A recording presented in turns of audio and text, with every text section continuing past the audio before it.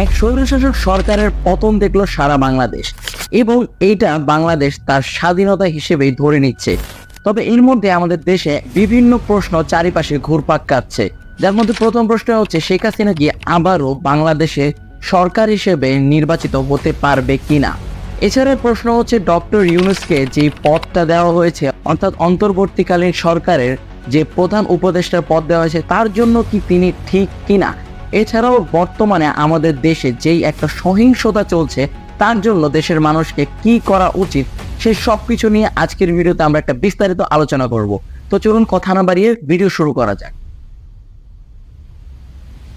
তো যেহেতু শেখ হাসিনা স্ব ইচ্ছায় পদত্যাগ করেছে কিংবা তাকে সৎ জনগণ মিলিয়ে পদত্যাগ করিয়েছেন, তো আইন অনুযায়ী তিনি চাইলে আবারও নির্বাচন করতে পারবে। তবে এই দেশের মানুষ তাকে আবারও নির্বাচন করতে দেবে কিনা সেটা কিন্তু আমাদের হাতেই থাকবে।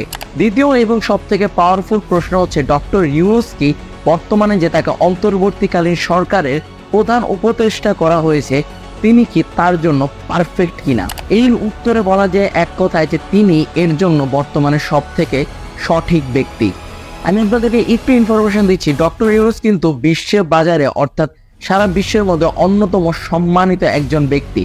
বর্তমানে যে অলিম্পিক হচ্ছিল অর্থাৎ বাংলাদেশে আসার আগে ডক্টর ইউনূস কিন্তু অলিম্পিক অর্থাৎ ফ্রান্সে হওয়া অলিম্পিকে ছিল, অর্থাৎ সেখানে কিন্তু তিনি একজন ভিআইপি গেস্ট হিসেবে ছিলেন। তো এখান থেকে অবশ্যই বোঝা যেতে পারে যে ডক্টর ইউনূস কতটা পাওয়ারফুল এবং সম্মানিত একজন ব্যক্তি। আরও যদি বিস্তারিত বলি, বিশ্বের মধ্যে 3টা পুরস্কার রয়েছে যেটা হচ্ছে সব থেকে সম্মানিত পুরস্কার, এবং বিশ্বে শুধুমাত্র 7 জন ব্যক্তি রয়েছে যারা এই 3টা পুরস্কারই প্রাপ্ত রয়েছেন, যার মধ্যে নোবেল যেটা আমরা প্রায় সবাই জানি, এছাড়াও রয়েছে আমেরিকান প্রেসিডেন্সিয়াল অ্যাওয়ার্ড, আরও রয়েছে কংগ্রেশনাল গোল্ড মেডেল। সো এই 3টে পুরস্কার কিন্তু শুধুমাত্র 7 জন ব্যক্তি রয়েছে পৃথিবীতে যারা এই 3টে পুরস্কার রয়েছে, যার মধ্যে 7ম ব্যক্তি হচ্ছেন ডক্টর ইউনূস। এছাড়াও জাপানের হাই স্কুলে কিন্তু তার নামে একটা অধ্যায় রয়েছে, অর্থাৎ যারা স্টুডেন্ট রয়েছে তারা কিন্তু তার সম্পর্কে জানেন। এছাড়াও বিশ্বের বিভিন্ন বিশ্ববিদ্যালয়ে কিন্তু তাকে নিয়ে রিসার্চ করা হয়, তার উদ্যোগ নিয়ে রিসার্চ করা হয়। ইনফ্যাক্ট তিনি বিভিন্ন সেমিনারে গিয়ে বক্তব্য প্রদান করেন, যেখানে অক্সফোর্ড সহ বিভিন্ন নামি দামি বিশ্ববিদ্যালয় কিন্তু রয়েছে। এছাড়াও একটি আন্তর্জাতিক ম্যাগাজিন ফরচুন ম্যাগাজিনে শ্রেষ্ঠ 12 জন উদ্যোক্তার কথা বলা হয়েছিল, যেখানে কিন্তু বিল গেটস ছিল, জেফ বেজোস ছিল, এবং তার মধ্যে কিন্তু ডক্টর ইউনূসও ছিল। সো আপনারা কিন্তু এর মাধ্যমে বুঝতে পারবেন যে তিনি কতটা সফল একজন ব্যক্তি, এবং তিনি কিন্তু বাংলাদেশের গ্রামীণ ব্যাংকের প্রতিষ্ঠাতা। তো এই ক্ষেত্রে কিন্তু অনেকেই তার বিরুদ্ধে যেতে পারেন যে তিনি একজন সুদ ব্যবসায়ী। তো এই বিষয়টা কিন্তু আমরা একটু সাইডে রাখছি, এটার সাথে তার এই যে নেতৃত্বকালীন একটা সময় এটার কোনো সম্পর্ক এর সাথে নেই। এছাড়াও কিন্তু বিশ্বের 10টিরও অধিক দেশ থেকে তিনি রাষ্ট্রীয় সম্মাননা পেয়েছেন, এবং তার খ্যাতি সম্পর্কে বিশ্বজোড়া রয়েছে। হিলারি ক্লিন্টন থেকে শুরু করে প্রায় যত রাষ্ট্রীয় অর্থাৎ আমেরিকান পাওয়ারফুল নেতারা রয়েছে তারা কিন্তু তার সাথে যোগাযোগ করে। ইনফ্যাক্ট আমরা সম্প্রতিকালীন দেখেছি মেসি কিন্তু তার সাথে ছবি তুলেছেন, এমনকি আমরা দেখেছি মেসি তার সাথে ছবি তোলার জন্য লাইনে দাঁড়িয়েছিলেন। সো এই ক্ষেত্রে কিন্তু বোঝা যায়, এখান থেকে কিন্তু বোঝা যায় যে ডক্টর ইউনূসের বিশ্বজোড়া একটা খ্যাতি রয়েছে,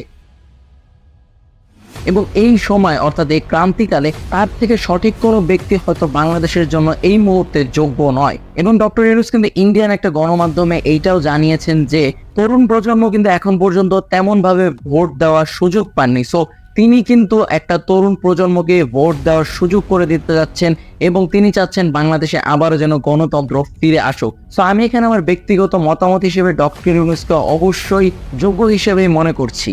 এবার প্রশ্ন আসে, বর্তমান বাংলাদেশে যে একটা সহিংসতা সৃষ্টি করার চেষ্টা করছে এর বিরুদ্ধে আমরা সাধারণ জনগণ কি করতে পারি। তো এখানে আমরা যে কাজগুলো করতে পারি সেটা হচ্ছে প্রথমত আমরা আমাদের বাড়ির আশেপাশে কিংবা নিজের এলাকার দায়িত্ব নিজেরাই নেওয়ার চেষ্টা করব, অর্থাৎ যেন কোনো বহিরাগত শক্তি আমাদেরকে আক্রমণ করতে না পারে, কোনো প্রকার সহিংসতা সৃষ্টি না করতে পারে। এবং যারা সংখ্যালঘু রয়েছে অর্থাৎ বিধর্মী রয়েছে, হিন্দু বৌদ্ধ খ্রিস্টান, আমাদের যারা অন্য ধর্মের ভাই রয়েছে তাদেরকে অবশ্যই আমরা সাহায্য এবং সহযোগিতা করতে পারি, তাদের প্রোটেকশনের জন্য আমরা এগিয়ে আসতে পারি। এছাড়াও আমরা যে কাজটা করতে পারি, দেশের যে কোনো অনৈতিক কিংবা অরাজকতার জন্য সেনাবাহিনী কিংবা যে কোনো আইন শৃঙ্খলা বাহিনীকে আমরা নিজেরা সহযোগিতা করতে পারি। এবং অন্যতম একটা কাজ রয়েছে যেটা হচ্ছে কোনো প্রকার গুজব যেন না ছড়ায়, সেদিকেও আমাদের অবশ্যই লক্ষ্য রাখতে হবে যেন কোনো প্রকার গুজব এদেশে না ছড়ায়। এবং দেশের সংস্কার আমাদের নিজেদেরই করতে হবে, সেই বিষয়ে আমাদের কিন্তু অটুট থাকতে হবে এবং দেশে যেন আবার গণতন্ত্র এবং মানুষ যেন সঠিক বিচার পায় সেদিকে আমাদের সবাইকে লক্ষ্য রাখতে হবে।